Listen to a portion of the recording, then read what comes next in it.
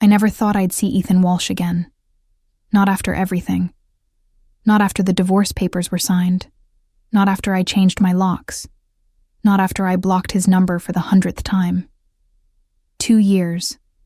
2 entire years of therapy sessions, breathing exercises, and forcing myself to believe that I could exist without looking over my shoulder. 2 years of rebuilding a life that he had systematically dismantled, brick by brick, until I didn't even recognize myself anymore. But there he was, standing in the parking lot of the grocery store on a random Tuesday evening, leaning against my car like he owned it. Like he still owned me. My hands were full of bags. Milk, bread, eggs, the basic things that make you feel normal. And my heart immediately started racing the second I saw his silhouette. That tall frame, that smug posture, that smile that used to make me feel safe, and now only made my stomach turn. I thought about turning around, pretending I didn't see him, maybe hiding in the store until he left. But that would mean leaving my car, leaving my groceries, running away again. And I was so tired of running. "Lena?" he called out, his voice smooth and familiar, like poison wrapped in velvet. "Long time no see." I kept walking, keys clutched tight in my hand, trying to steady my breathing. "Ethan, move." "That's all you have to say to me?" He pushed off the car and stepped directly into my path, blocking the driver's side door. "After everything we had?" "Everything we had?" I repeated, my voice sharper than I intended. "You mean everything you destroyed?" His jaw tightened, and I saw that flash in his eyes, the one I used to fear. The one that meant I had said something wrong, crossed some invisible line he'd drawn without telling me. "Don't be dramatic. You always did that. Made everything bigger than it was." I tried to sidestep him, but he moved with me, mirroring my movements like this was some kind of dance. My pulse hammered in my ears. The parking lot was mostly empty, just a few scattered cars under the dim yellow lights. No one close enough to hear. No one close enough to care. "Ethan, I'm not doing this. Let me go." "Let you go?" He laughed, a cold, bitter sound. "I already did that, remember? I signed the papers. I let you have your little freedom. And what did you do with it? You look miserable, Lena." "You look exactly like I said you would." "I'm fine," I said, even though my hands were shaking so badly I almost dropped the grocery bags. "No, you're not."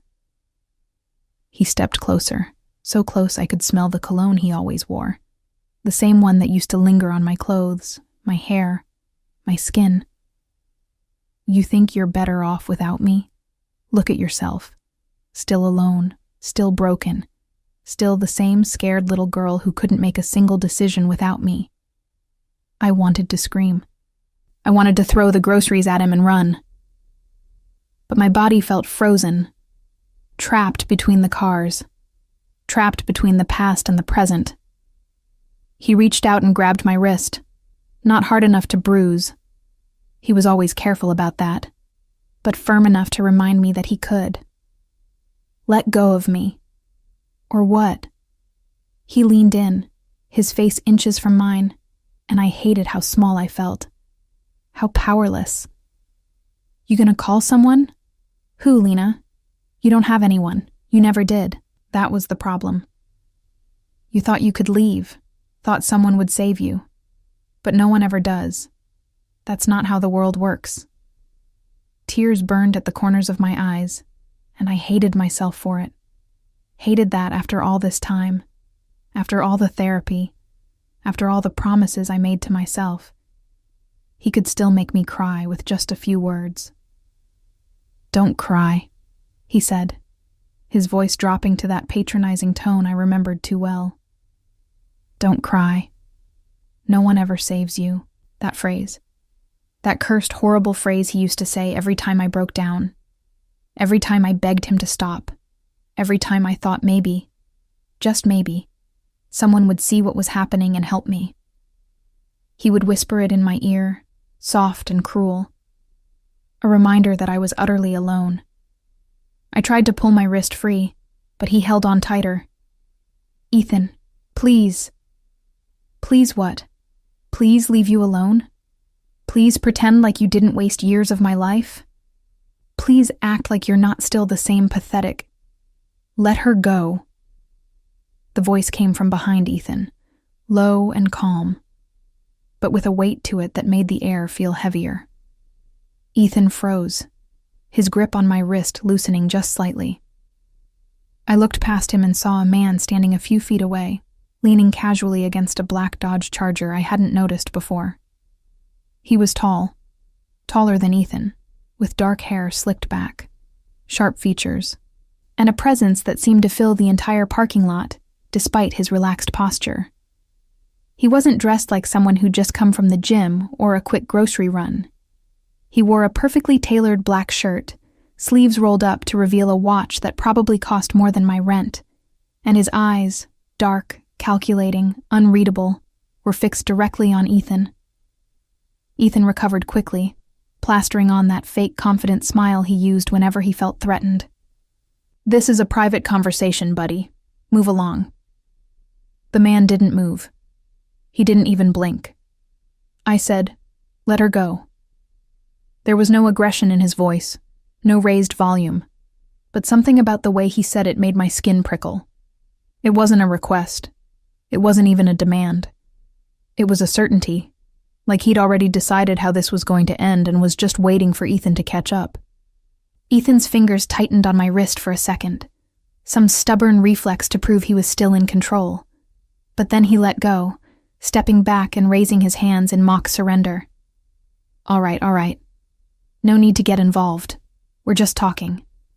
Didn't look like talking. The man's gaze shifted to me, and for a second, I saw something flicker in his expression. Concern, maybe, or recognition. Not of me, but of the situation. "You okay?" I nodded quickly, even though I wasn't sure if I was lying. My wrist throbbed where Ethan had been holding it, and my heart was still racing. "I'm fine. Thank you." Ethan scoffed, shaking his head. "See? She's fine. So why don't you mind your own business?" The man pushed off the Charger and walked forward, slow and deliberate, like a predator who didn't need to rush because his prey wasn't going anywhere. He stopped just a few feet from Ethan, close enough that Ethan had to tilt his head up slightly to meet his eyes. The height difference was subtle, but the power dynamic was not. "Here's the thing," the man said, his voice still calm, still measured. "I heard everything. Every word you said to her, every threat, every insult. So when you say mind your own business, what I hear is, please ignore the fact that I'm a coward who gets off on scaring women in parking lots." Ethan's face flushed red, and I saw his hands curl into fists at his sides. "You don't know what you're talking about." "I know exactly what I'm talking about." The man tilted his head slightly, studying Ethan like he was something under a microscope. "I know your type. You're loud when you think no one's watching. You're tough when you think she's alone. But right now?" He smiled, cold and sharp. "You're neither." Ethan opened his mouth, probably to say something cutting or dismissive, but the man cut him off before he could start. "Walk away, now, and don't come back." For a moment I thought Ethan might actually try something. His jaw was clenched, his shoulders tight, and I knew that look, the one that said he was weighing his options, calculating whether his pride was worth the risk. But then he looked at the man again, really looked at him, and something in his expression changed. Fear. Actual, genuine fear. He stepped back, glancing at me one last time. "This isn't over, Lena." "Yes, it is," the man said, his voice dropping even lower, almost a whisper. "And if I see you near her again, we're going to have a very different conversation, one you won't walk away from." Ethan hesitated, then turned and walked quickly toward his truck, not looking back. I watched him go, my legs shaking so badly I thought I might collapse. The man stood there until Ethan's truck disappeared into the street, then turned to me. "You should sit down," he said, gesturing toward the curb near his car. "You look like you're about to pass out." I wanted to argue, to say I was fine, but my body betrayed me.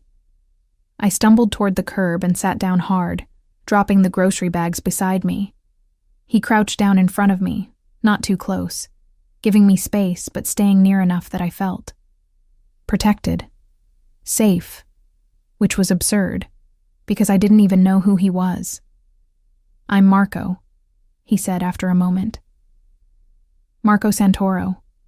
The name didn't mean anything to me. Should it have? I searched his face, trying to place him, but came up empty. "Lena," I managed. "Lena Walsh." "I know," he said, and when I looked confused, he added, "I heard him say it." "Right.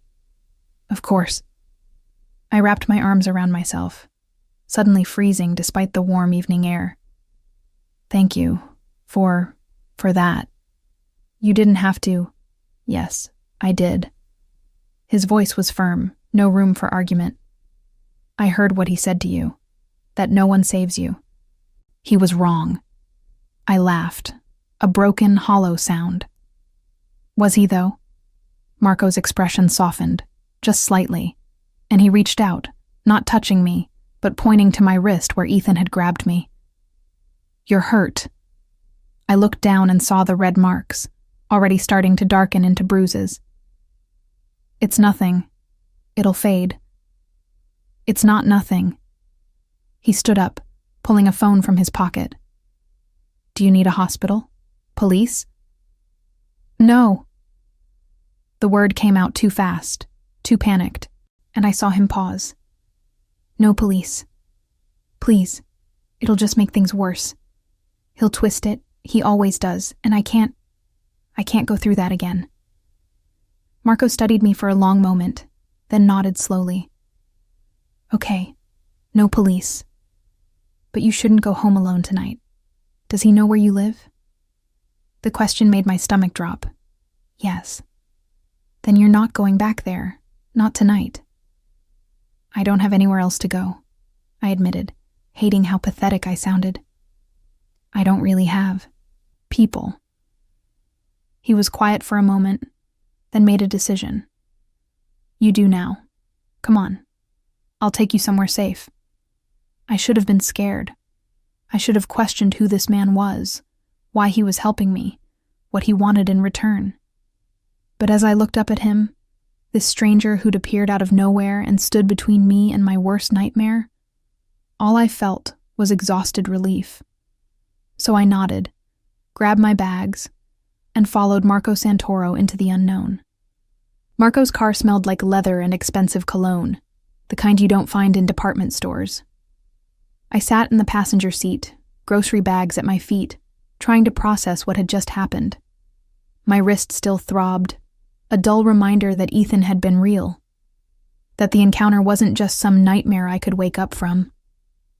I pressed my thumb against the bruises forming on my skin, feeling the tender spots, grounding myself in the physical pain because the emotional one was too vast to comprehend. "Where are we going?" I finally asked, my voice barely above a whisper. Marco kept his eyes on the road, one hand on the wheel, the other resting casually on the center console. "Somewhere he can't follow, somewhere safe." "You keep saying that.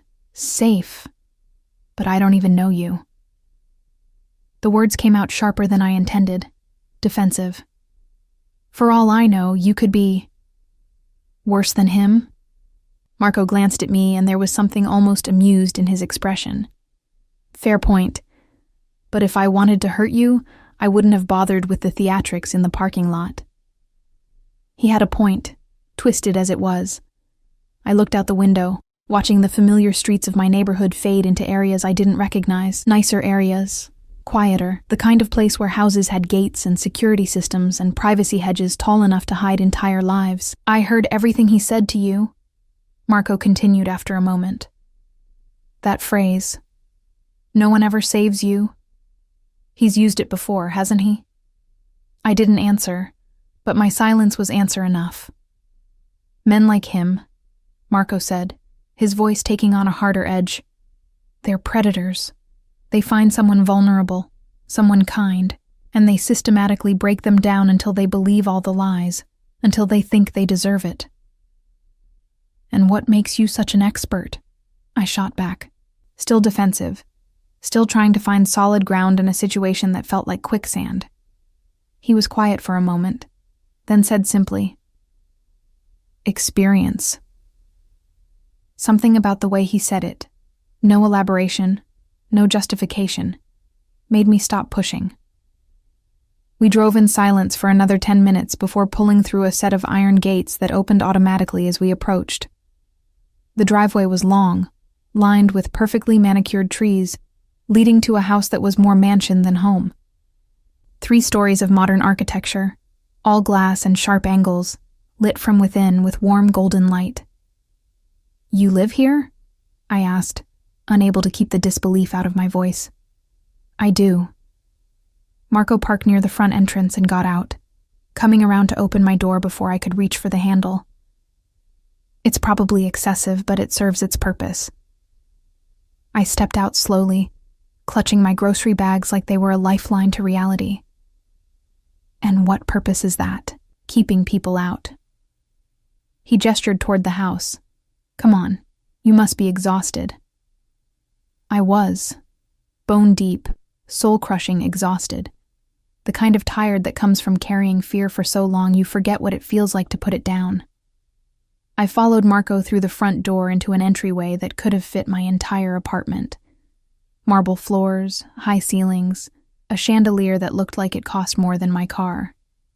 Everything was pristine, elegant, and somehow impersonal, like a showroom rather than a home.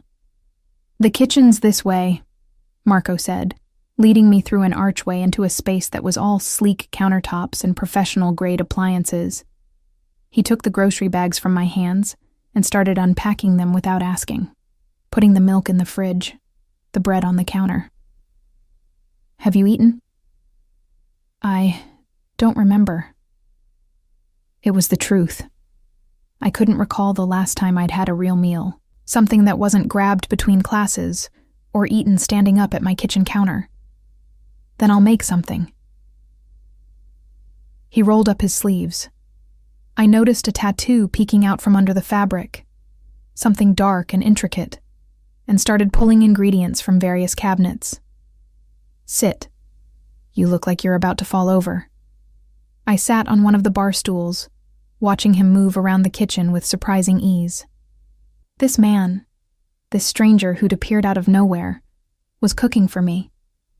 It was surreal, absurd. And yet here I was, in his house, letting it happen because I didn't have the energy to question it anymore. "Why are you helping me?" I asked as he set a pan on the stove. Marco looked at me over his shoulder, considering the question. "Why wouldn't I? Because people don't. Not really. They see things, they hear things, they know something's wrong, but they don't actually do anything. They walk away. They tell themselves it's not their problem. Maybe I'm not like most people." He cracked eggs into the pan, the sizzle filling the silence between us. "Or maybe I just don't like bullies." "He's more than a bully," I said quietly. He's everything. He was everything. My husband, my best friend, the person I thought I'd spend my life with. And then one day I woke up and realized I was terrified of him. That I'd been terrified for years and just didn't have a name for it. Marco didn't interrupt, didn't offer platitudes or try to fix it. He just listened, cooking in silence, letting me speak. "I left him 2 years ago," I continued, the words spilling out now like water through a broken dam. "Packed a bag while he was at work, took the essentials, and just left. Filed for divorce. Changed my number. Moved to a different apartment. I thought I was free. But he keeps showing up. Keeps finding me. Keeps reminding me that I'll never really be rid of him."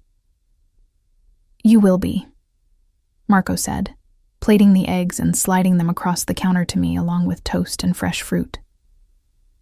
You are. Tonight proved that. Tonight proved nothing except that I'm still weak. I couldn't even tell him to leave me alone without what? Without a stranger intervening? Marco leaned against the counter, arms crossed. Lena, you left him. You divorced him. You built a new life. That's not weakness. That's courage. The fact that he's still trying to tear you down just means he knows you're stronger than him now, and he can't stand it.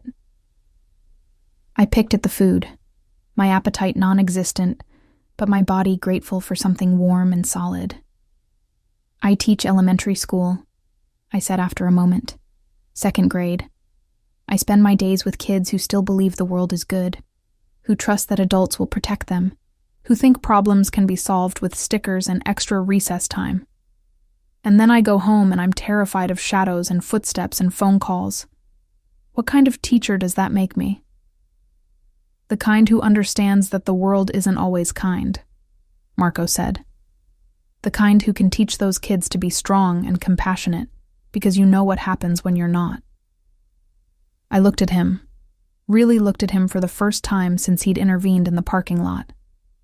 He was handsome in that sharp, dangerous way, all angles and intensity. But there was something else there too. Something careful. Something that suggested he understood fear from both sides of the equation. Who are you really? I asked. And don't give me that, just someone who doesn't like bullies line. Nobody lives in a house like this just from being a good Samaritan. Marco's expression didn't change, but I saw a flicker of something. Amusement, maybe, or respect. You're right. I'm not a good Samaritan. Let's call it a businessman. What kind of business? The kind that requires discretion. He held my gaze, and I understood the subtext immediately. The kind of business that didn't get discussed in polite company.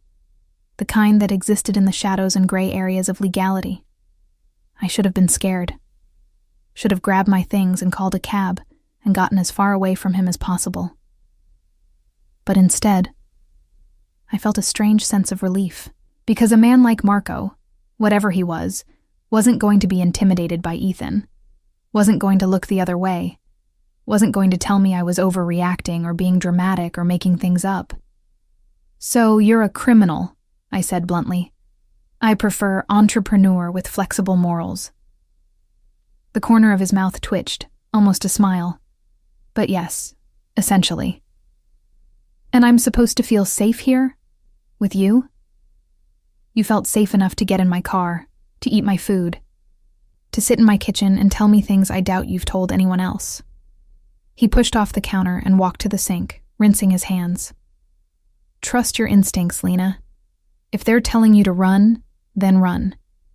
But if they're telling you that maybe, just maybe, you found someone who will actually stand between you and the monsters, then stay. My instincts were a mess. 2 years of Ethan had scrambled them beyond recognition, made me doubt everything I felt, everything I knew. But sitting there in Marco's kitchen, with the warm food and the quiet concern and the complete absence of judgment in his eyes, I felt something I hadn't felt in longer than I could remember. I felt seen. Just for tonight, I said quietly. I'll stay just for tonight, and then tomorrow I'll figure out what to do. Fair enough. Marco nodded toward a hallway. Guest rooms upstairs, 2nd door on the left, bathrooms attached. I'll leave some clothes outside the door in case you want to change. Your groceries will be fine in the fridge. Thank you, I said, standing up slowly. My legs felt shaky, unstable, like I'd run a marathon without realizing it. For everything. I don't know why you did this, but thank you. You don't need to keep thanking me, Marco said. Just rest. We'll figure everything else out in the morning. I nodded and made my way upstairs, following his directions to a guest room that was bigger than my entire apartment. The bed looked like something from a luxury hotel. all white linens and plush pillows. The bathroom had a walk-in shower with multiple heads and heated floors. It was almost obscene how nice everything was. I found the clothes Marco had mentioned, a soft t-shirt and clean sweatpants that were about 10 sizes too big, and changed out of my work clothes. When I looked in the mirror, I barely recognized the woman staring back at me, pale, exhausted, scared, but also something else, something like hope. I climbed into the bed, expecting to lie awake for hours replaying the parking lot encounter in my mind, but the moment my head hit the pillow, sleep pulled me under like a wave. Deep, dreamless, uninterrupted sleep. The kind I hadn't experienced in 2 years. Because for the first time since leaving Ethan, I wasn't sleeping alone with the fear that he might find me. I was sleeping in the house of a man who'd heard that fear and decided to do something about it. And somehow, impossibly, that made all the difference. I woke up disoriented, my hand instinctively reaching for the nightstand that wasn't there, the alarm clock that didn't exist in this room. Sunlight streamed through unfamiliar windows, illuminating walls I'd never seen before. For a moment, one horrible, panic-inducing moment, I thought maybe Ethan had found me again, that everything from last night had been a dream, that I'd wake up trapped and alone, and then I remembered. Marco, the parking lot, the mansion, safety. I sat up slowly, taking in the guest room in daylight. It was even more luxurious than I'd realized last night. All neutral tones and expensive furniture. My work clothes were folded neatly on a chair by the door, and beside them sat a tray with coffee, fresh pastries, and a note in clean masculine handwriting. Didn't want to wake you. Help yourself to anything. M. I stared at that note for a long time, trying to reconcile the man who'd written it with everything I thought I knew about dangerous people. Ethan had been dangerous in that subtle, insidious way, the kind that crept up on you until you were trapped. But Marco was dangerous in a completely different way.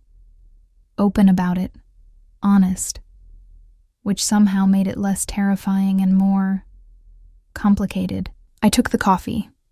Perfect temperature, cream no sugar, exactly how I liked it, even though I'd never told him, and wandered to the window. The view overlooked a massive backyard, with a pool, garden, and what looked like a security perimeter, disguised as decorative fencing. Everything was pristine, controlled, protected.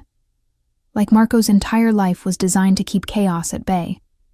After drinking the coffee and eating one of the pastries, some kind of almond croissant that probably cost more than my weekly grocery budget, I changed back into my work clothes and ventured downstairs.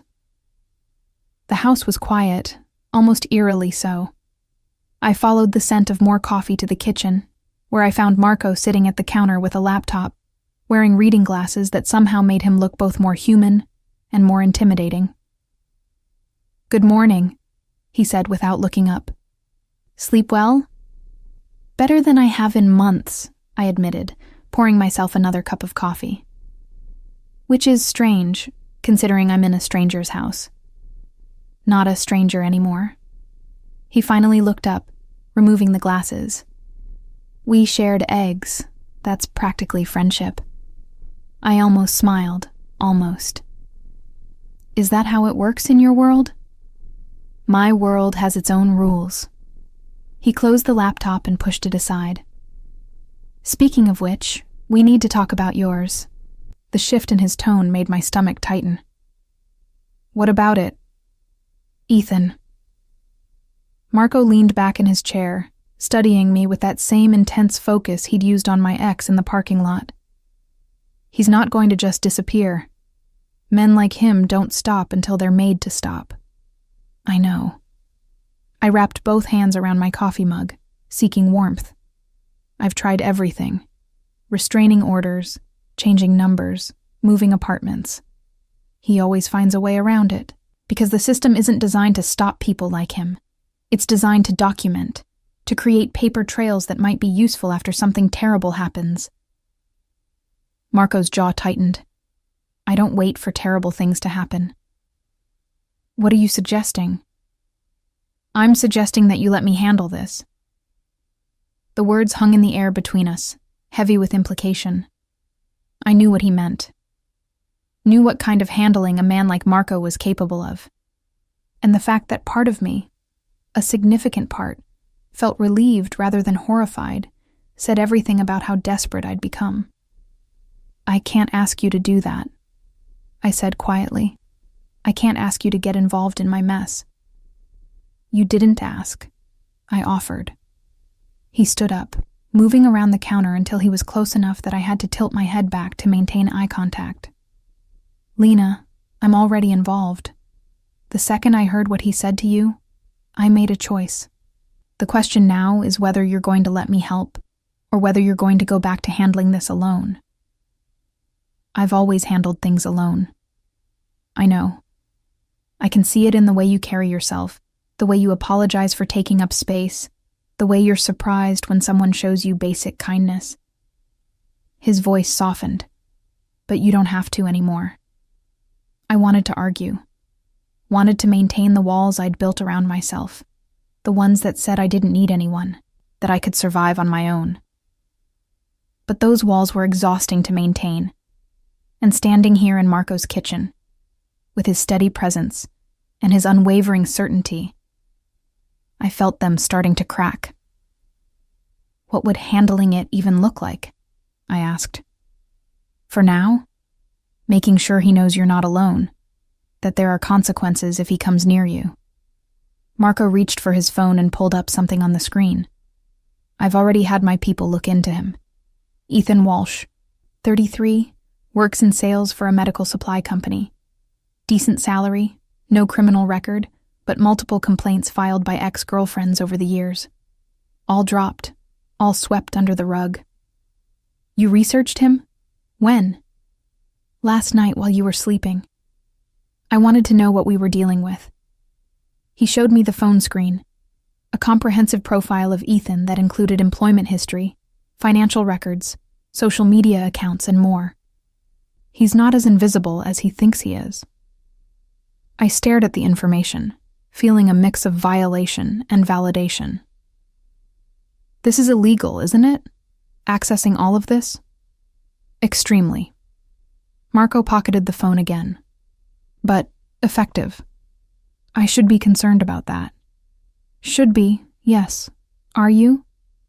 I thought about it, really thought about it. And the truth was, no, I wasn't concerned. I was grateful. Because for the first time in 2 years, someone was taking my fears seriously. Someone was doing something instead of just sympathizing. No, I admitted. I'm not. Something shifted in Marco's expression. Approval, maybe, or satisfaction. Good. Then here's what we're going to do. You're going to go to work today like normal. I'm going to have someone watching your classroom, your car, your apartment building. If Ethan shows up anywhere near you, we'll know. You're going to have me followed? I'm going to have you protected. There's a difference. He moved back to his side of the counter, creating distance but maintaining that sense of control. And tonight, you're going to come back here, not to your apartment. Marco, I can't just move into your house. Why not? Because it's insane. Because I have a life, a routine, responsibilities. I can't just hide here forever. I'm not asking you to hide. I'm asking you to be smart. His voice took on that harder edge again. Ethan knows where you live. He's shown he's willing to confront you in public places. He's escalating. And you being in that apartment alone makes you an easy target. I hated that he was right. Hated that my independence, the thing I'd fought so hard to reclaim, was now the thing putting me in danger. How long? Until he backs off, or until we make him back off. And if he doesn't? Marco's expression went cold, distant. Then we moved to more permanent solutions. I should have pressed him on that. Should have demanded to know exactly what permanent solutions meant. But I was tired of fighting battles alone, tired of being strong when what I really wanted was to feel safe. So instead, I just nodded. Okay, one more night. But I need to go to my apartment and get some things. Clothes, work supplies, lesson plans. I'll take you, after your shift ends. Marco glanced at his watch, some complicated piece of machinery that probably cost more than my annual salary. You should get ready. School starts in an hour. He was right. I should go. Resume my normal life, pretend everything was fine, teach my second graders about fractions and spelling and the importance of raising your hand before speaking. But standing there in his kitchen, wearing yesterday's clothes, drinking his expensive coffee, I felt a strange reluctance to leave. Because leaving meant going back to the real world, and the real world was where Ethan lived. Hey, Marco said, his voice gentle. You'll be fine. I promise. You can't promise that. Watch me. There was something in his eyes. Determination, certainty, maybe even a hint of possessiveness that made me believe him. Made me think that maybe, just maybe, he could do the impossible. That he could keep me safe in a way the police couldn't, the courts wouldn't. And Ethan never had. So I finished my coffee, gathered my things, and let Marco drive me to school in his ridiculous black Charger that turned every head on the street. He parked a block away from the building, close enough to be accessible, far enough to not draw attention, and walked me to the entrance like it was the most natural thing in the world. Remember, he said as I reached for the door. Someone's watching. If anything feels off, you call me immediately. He pressed a card into my hand with a single phone number printed on it. No name, no other information. Just 10 digits that somehow represented safety. Thank you, I said, pocketing the card. For all of this. I still don't understand why, but thank you. Marco smiled, a real smile this time, not the cold, calculated ones from before. Maybe I just don't like seeing good people suffer. Or maybe you're more complicated than you pretend to be. Maybe. He glanced at the school building, then back at me. Go teach your kids. I'll see you tonight. I watched him walk back to his car, watched him drive away, and then turned to face my day. 22 7-year-olds who needed spelling tests and math problems and someone to believe in. And somewhere out there, a man watching the building to make sure my ex-husband didn't show up to destroy what little normalcy I had left. My life had become a surreal contradiction. Violence and kindness, danger and protection, fear, and something that felt dangerously close to trust. And as I walked into my classroom and greeted my students with the brightest smile I could manage, I realized I had no idea which emotion would win. But for the first time in a long time, I was willing to find out. The school day passed in a blur of multiplication tables, reading circles, and a minor crisis when Emma Martinez decided that sharing crayons was communism and refused to participate in art class. By 3 o'clock, I was exhausted in that specific way that comes from managing 22 tiny humans while simultaneously scanning every doorway and window for signs of Ethan. He didn't show, but I felt him everywhere. In the shadow that passed by the classroom window during recess, in the unfamiliar car parked across the street during lunch, in the phone call to the main office that turned out to be a parent asking about the holiday concert. Every moment was hypervigilance disguised as normalcy, and it was exhausting. When the final bell rang and my students scattered to their buses and parents, I sat at my desk for a long moment, just breathing. The card Marco had given me sat in my pocket, a physical reminder that someone was watching, someone cared, someone had promised to keep me safe.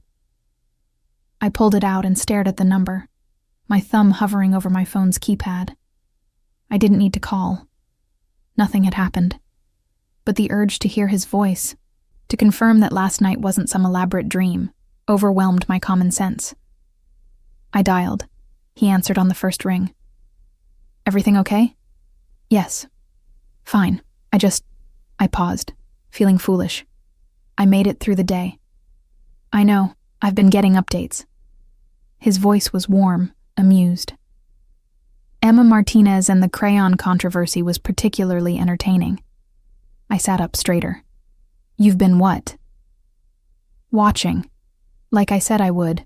There's a man in a gray sedan who's been parked across from your school all day. One of mine.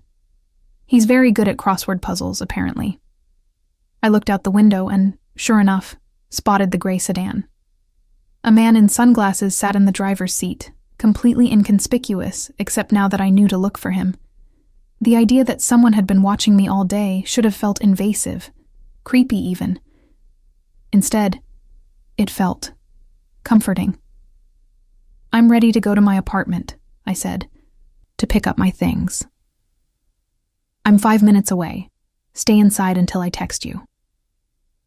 He hung up before I could respond, leaving me staring at my phone in a mix of frustration and fascination.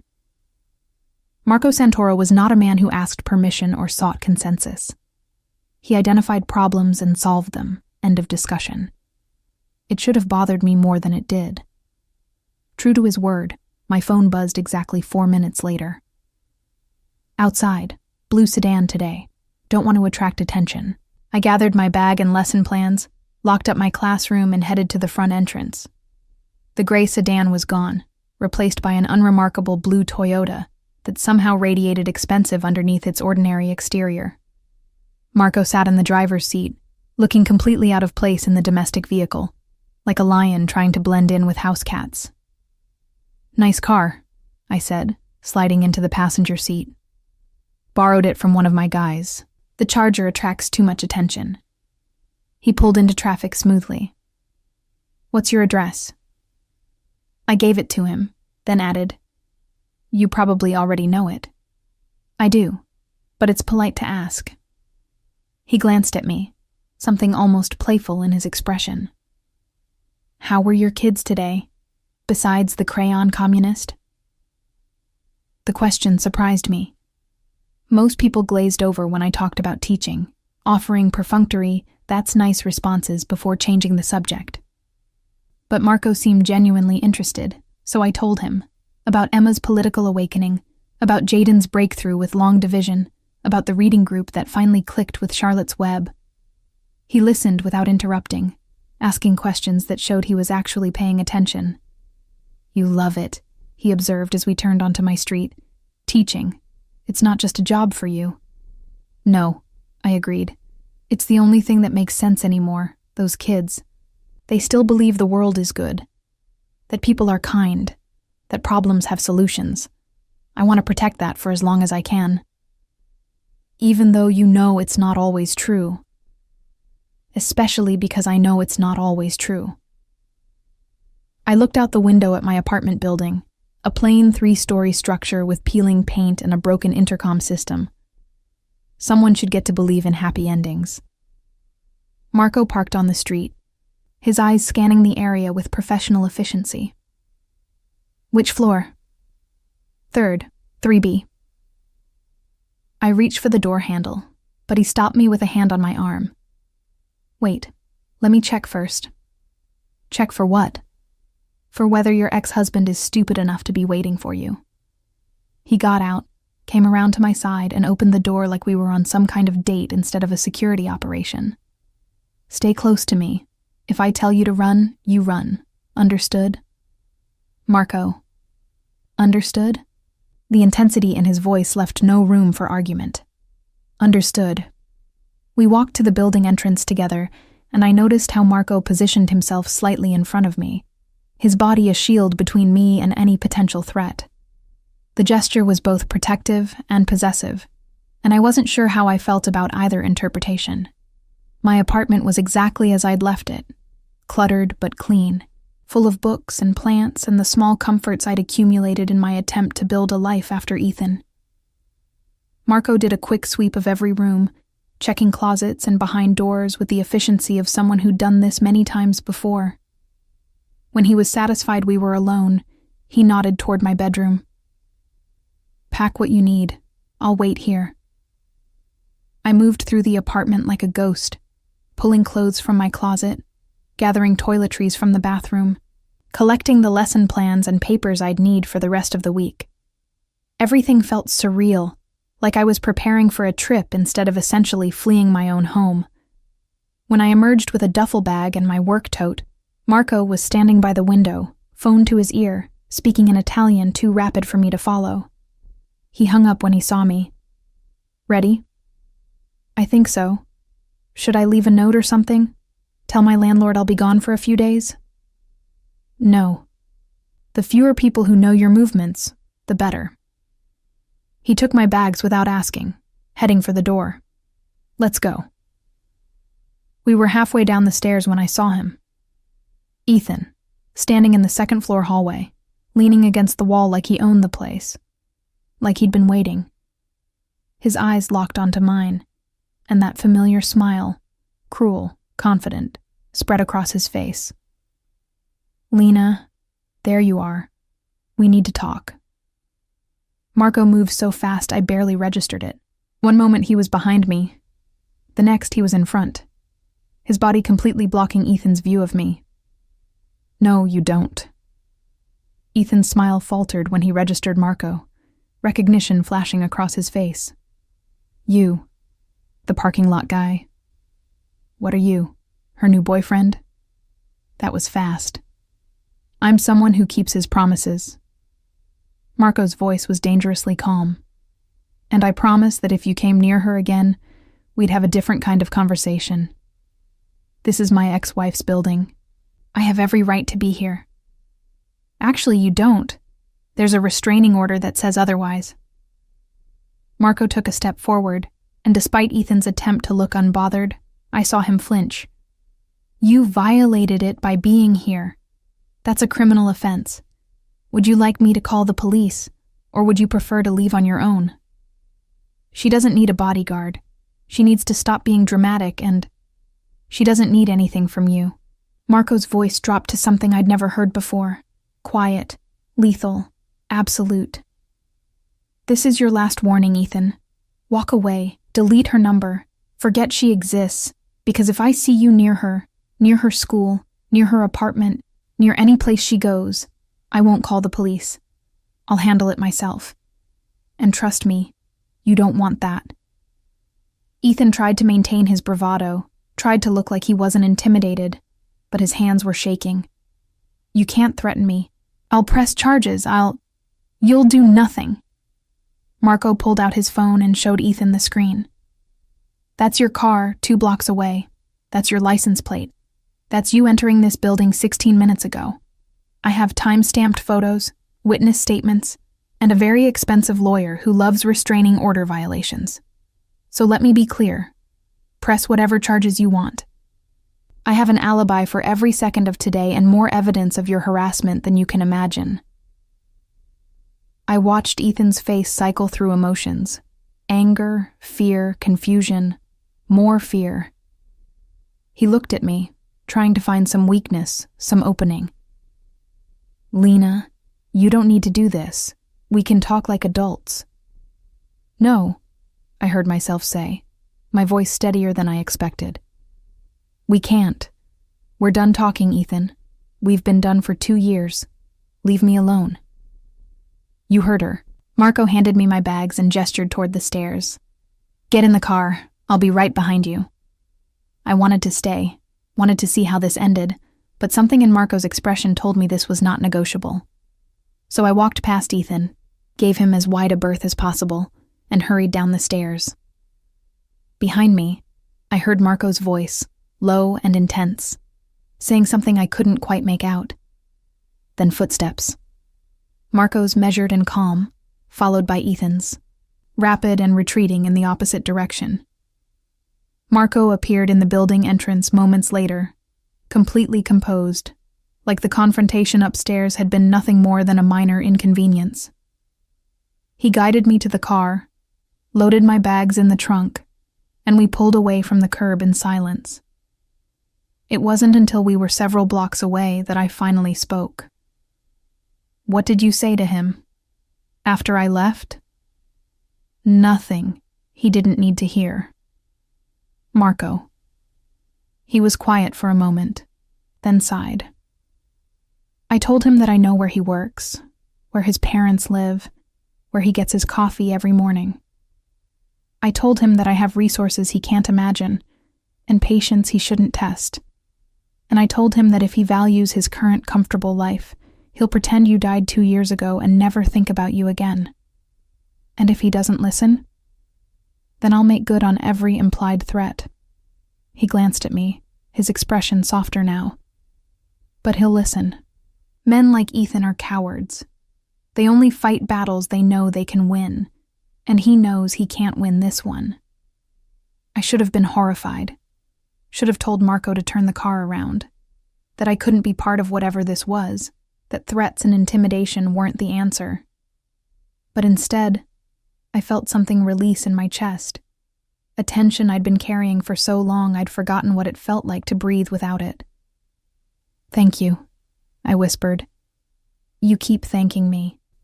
Because you keep saving me." Marco reached over and took my hand, his grip warm and solid and certain. "Then I guess Ethan was wrong. Someone does save you. And I'm not going anywhere." We drove back to his house in comfortable silence, my hand still in his, the weight of the day finally settling into something manageable. For the first time in 2 years, I didn't feel like prey. I felt protected. And maybe, just maybe, I was starting to feel like I deserved to be. 3 days passed in Marco's house, and they were the strangest 3 days of my life. Peaceful, quiet, almost normal. I'd wake up to coffee already made, breakfast laid out, and Marco working at his laptop in the kitchen like a regular person doing regular things. We'd talk about mundane subjects, movies, books, the absurdity of 24-hour news cycles. He'd drive me to school, pick me up, check in throughout the day with texts that were somehow both protective and respectful of my space. "How's the crayon communist?" he'd ask. Or, "Did Jaden finally understand division?" Or simply, "You good? Always. You good?" And I'd respond honestly, because lying to Marco felt impossible. "Yes," I'd type back. "I'm good." The thing was, I actually was good. For the first time in years, I wasn't looking over my shoulder every 5 minutes, wasn't jumping at unexpected sounds, wasn't planning escape routes from every room I entered. The constant vigilance that had become my default state started to ease, replaced by something I barely recognized: security. But on the 4th night, everything changed. I was in the guest room, my room now, apparently, since Marco had told me to stop calling it that. Grading papers when I heard raised voices from downstairs. Male voices. Marco's, calm but firm, and someone else's, aggressive and demanding. I crept to the top of the stairs, my teacher instincts kicking in. Assess the situation. Don't intervene without information. Stay out of sight until you understand what's happening. "I don't care what you think you heard," the unknown voice was saying. "This is my business, my territory, and you don't get to. Your territory ended when you started moving product through the school district." Marco's voice cut through like ice. "We had an agreement. You broke it. That was before you decided to play house with some random woman. People are talking, Marco, saying you're going soft. People can say whatever they want. I'm not interested in their opinions." "Well, you should be. Because the second they think you're weak, the second they think you care more about your little girlfriend than the family business, we're all vulnerable. You're making us vulnerable." There was a long pause. Then Marco spoke, and his voice was colder than I'd ever heard it. "Let me be very clear. What I do in my personal life is none of your concern. What should concern you is that I'm still the one keeping this organization running, still the one making sure everyone gets paid, Still the one handling problems before they become crises. The fact that I have someone staying here changes none of that. It changes everything. You're distracted. I'm done with this conversation. Footsteps, heading toward the door. You have until morning to remove your operations from the school zones. If I hear they're still there by noon tomorrow, we'll have a different kind of discussion. You can't just... I can, and I am. Get out. A door slammed. Silence. Then I heard Marco's footsteps coming up the stairs, and I scrambled back to my room, shutting the door quietly and returning to my papers like I'd been there the whole time. But my hands were shaking, and the red pen I was holding left a long mark across Emma Martinez's spelling test. A soft knock. Lena, can I come in? Sure. Marco entered, looking tired in a way I hadn't seen before. Not physically tired, he still looked as put together as always, but emotionally exhausted. The kind of tired that comes from carrying weight no one else can see. You heard, he said. It wasn't a question. Some of it. I set down my pen. Are you okay? He almost smiled. I should be asking you that. After what you just heard about my family business. I already knew you weren't a regular businessman, Marco. You told me that the first night. Knowing in theory and hearing it confirmed are different things. He sat on the edge of the bed, careful to maintain distance. I wanted to protect you from that part of my life. Why? Because you've already dealt with one man who dragged you into his darkness. You don't need another. I thought about that for a moment. About Ethan's darkness and Marco's. How different they were. How one had been built on control and cruelty, while the other seemed built on... what? Protection? Loyalty?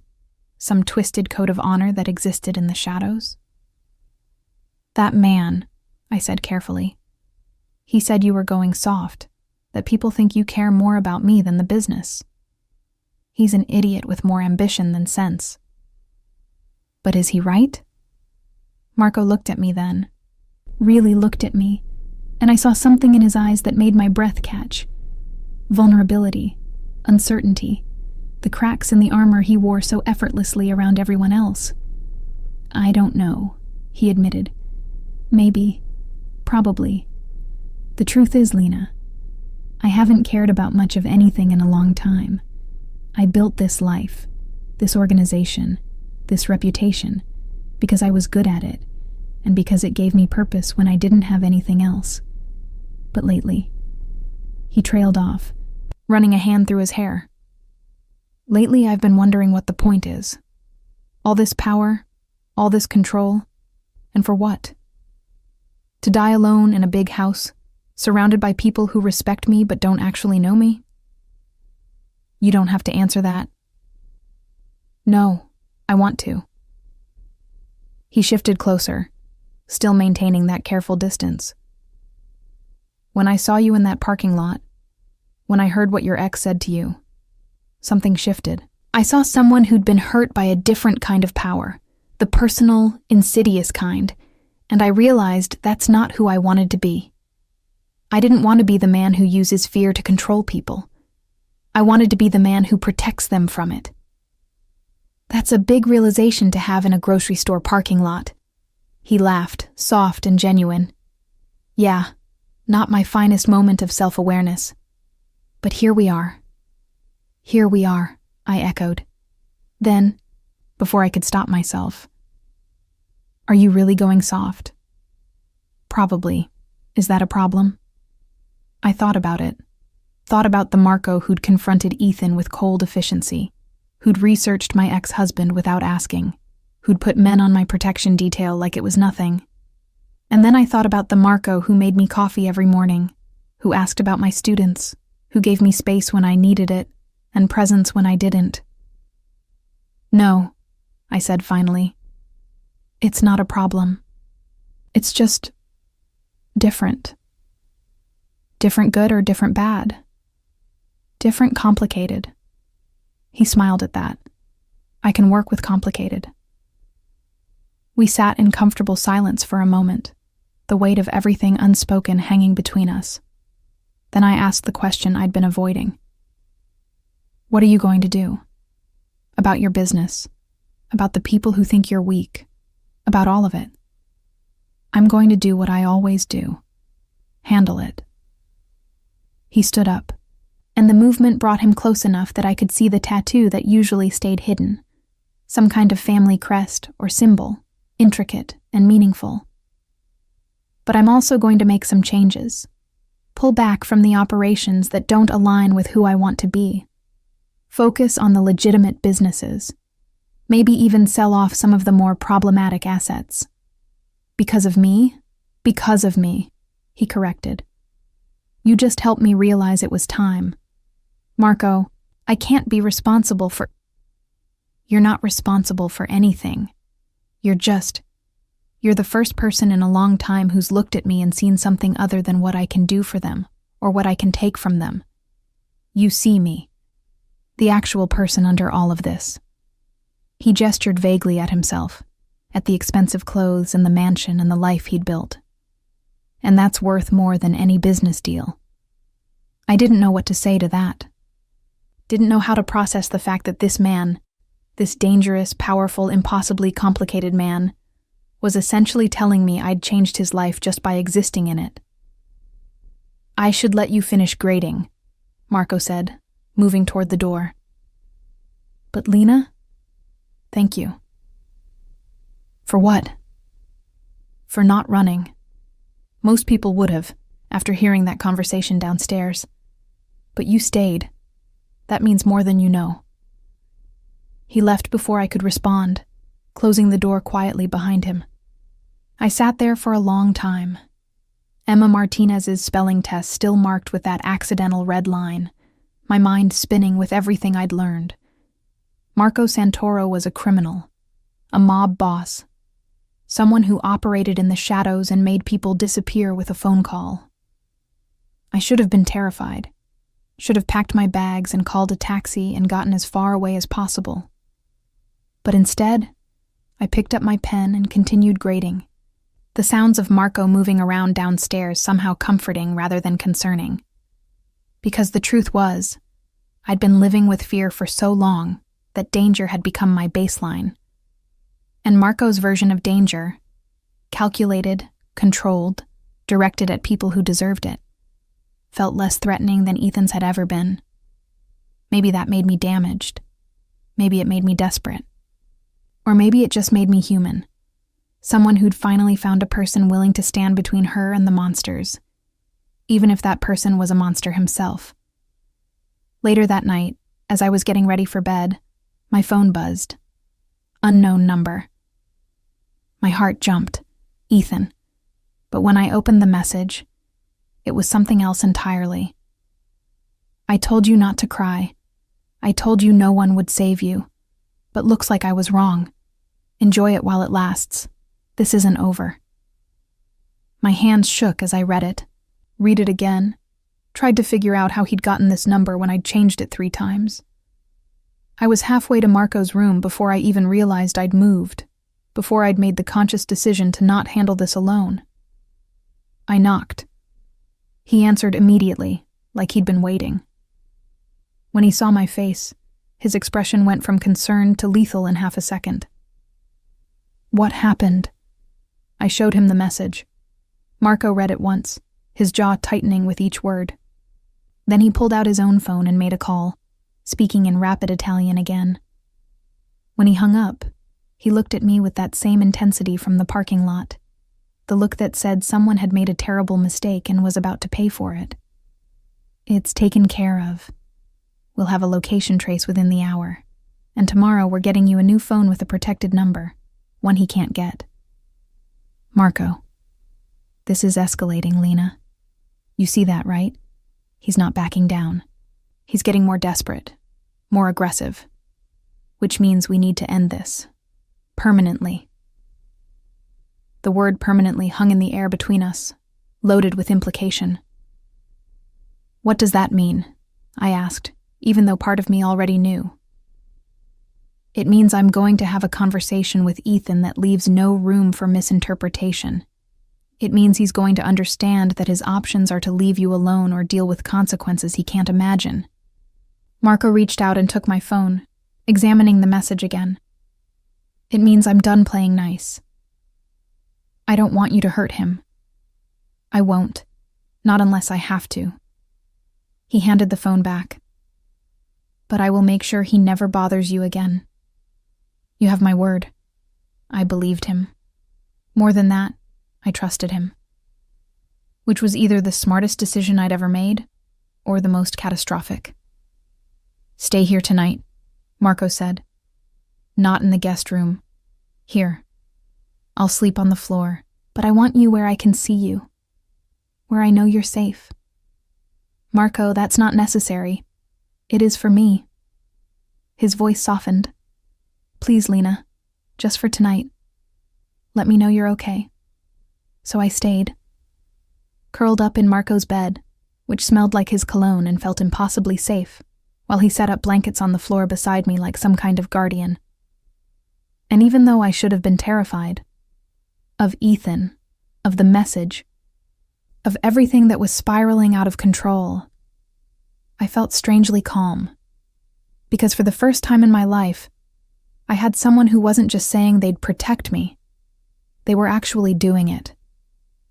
And tomorrow, when Marco made good on his promise to end this permanently, I'd have to decide if I was willing to accept what that protection cost. But tonight, I was too tired to care. Tonight, I just wanted to sleep without fear.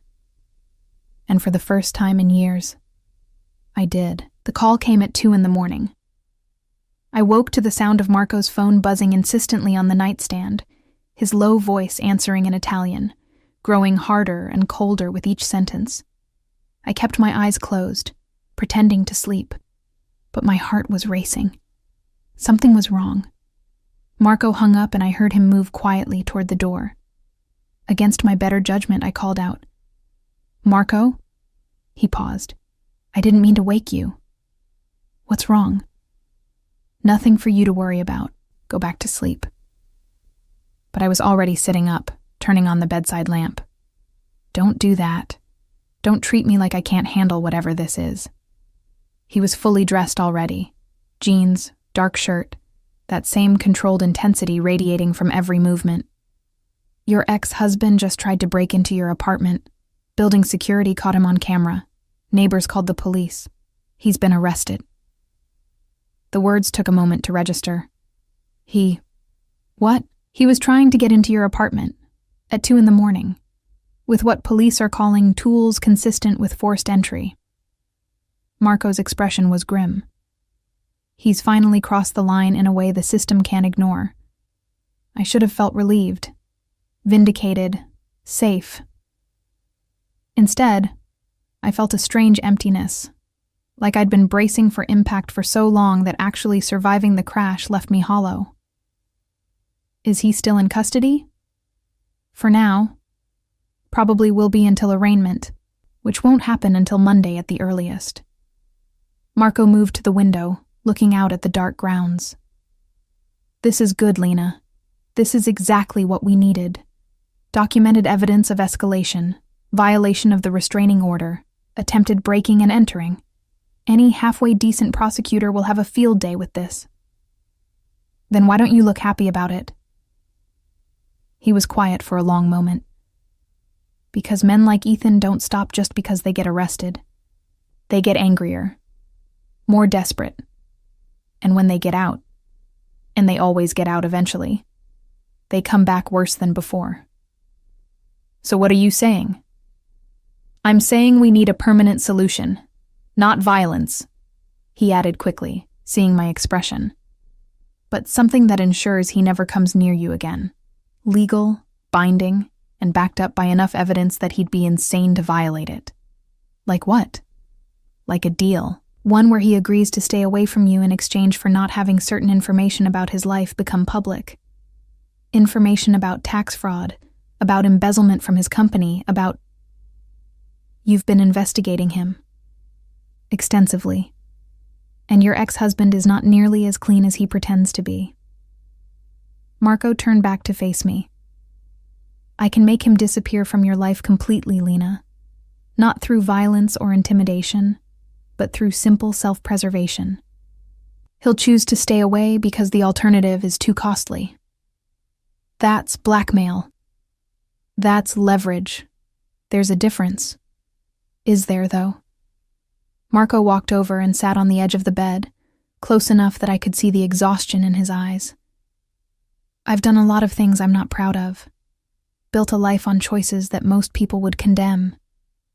But everything I've done in the past week, every decision I've made regarding your ex-husband, has been about protecting you, not about power or control or proving anything, just about making sure you can live without fear. I know, I said quietly, and that's what scares me. What do you mean? I mean that I'm starting to depend on you, to need you in a way that feels dangerous. Because what happens when you get tired of this? When protecting me becomes inconvenient, or boring, or just another obligation? What happens when I'm not a project anymore, Marco? Do I go back to being alone, except now I won't know how to function without you? He was silent for a long moment, processing my words. Then he reached out slowly, giving me time to pull away, and took my hand. You're not a project. You're not an obligation. He paused, searching for the right words. You're the first thing I've cared about in years that isn't about business or family or maintaining power. You're just you. And that's enough. It shouldn't be. I'm a mess. I'm damaged and scared, and I can't even check my own mail without having a panic attack. I'm not some prize you won by saving me. I don't want a prize. I want. He stopped, seeming to struggle with something. Then, almost reluctantly, I want you to stay. Not because you're afraid of Ethan, not because you need protection, but because you want to. Because when this is all over and he's gone and you're safe, you'll choose to be here anyway. My breath caught. Marco, I know it's too soon. I know you're still recovering from everything he put you through. I'm not asking for anything right now. He squeezed my hand gently. I'm just telling you that when you're ready, if you're ever ready, I'll be here. Not as your protector. Just as me. I didn't know what to say to that. Didn't know how to reconcile the Marco who ordered people around and made criminals disappear with the Marco who was sitting on my bed at 2 a.m, holding my hand like it was something precious. What if I'm never ready? I asked. What if Ethan broke something in me that can't be fixed? Then we'll figure it out together. Or we won't, and we'll stay friends. Or we won't even be that, and I'll still make sure you're safe because that's what decent people do for each other. He smiled slightly. I'm not Ethan, Lena. I'm not going to punish you for not giving me what I want. Whatever happens between us, or doesn't happen, you'll still have a place here for as long as you need it. The sincerity in his voice broke something open in my chest. Before I could stop myself, I was crying. Not the scared, panicked tears from the parking lot, but something deeper. Relief, maybe. Or grief for all the years I'd spent believing that love and protection had to come with conditions. Marco pulled me against his chest without asking, one hand cradling the back of my head, the other wrapped around my shoulders. He didn't tell me to stop crying, didn't try to fix anything, didn't make it about him. He just held me while I sobbed, his heartbeat steady against my ear, his presence solid and unwavering. When I finally pulled back, embarrassed and red-eyed, he just handed me a tissue from the nightstand, like this was the most natural thing in the world. Sorry, I mumbled. I didn't mean to fall apart. You're not falling apart. You're processing. There's a difference. He stood up, giving me space. Try to get some sleep. Tomorrow we'll deal with everything. Lawyers, police statements, all of it. But tonight, you just need to rest. Marco? I called as he reached the door.